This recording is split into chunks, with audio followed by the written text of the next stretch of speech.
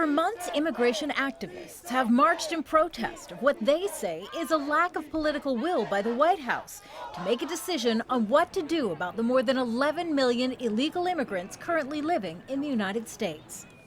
It's a problem that's been getting worse as thousands of children from Central America have been showing up in recent months at the U.S. southern border.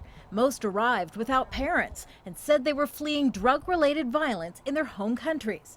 The White House asked the U.S. Congress for $3.7 billion to deal with the problem, but got only a fraction of that. So President Obama vowed to force reform on his own and directed his top officials to begin framing an immigration overhaul.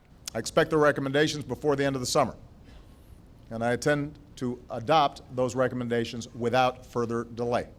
It was a pledge reiterated last week. On Friday, as the president spoke at the close of the NATO summit in Europe, he again said a decision was coming. And I'll be making an announcement soon.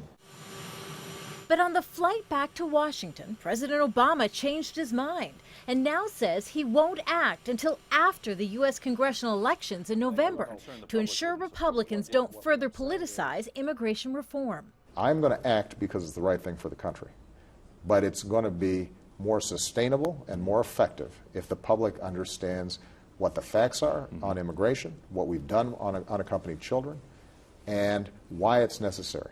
Fear of losing votes is a more likely reason for the delay. According to analysts, members of the president's own party are at risk and could lose control of the Senate. You've got Democratic candidates, particularly for the Senate, who are very worried about keeping their seats. They've been getting through to the White House and saying, don't do anything. Just hold on, just wait a few months, because if you act on immigration reform, we could be doomed. Activists are disappointed with the decision, saying this isn't about politics, but people. More than 60% of Latino voters know somebody who is undocumented, family or friend.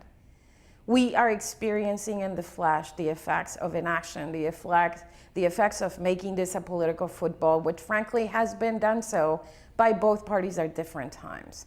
Regardless, that inaction will continue. White House officials now say immigration reform isn't likely to happen before the end of the year. Kimberly Helkett, Al Jazeera, Washington.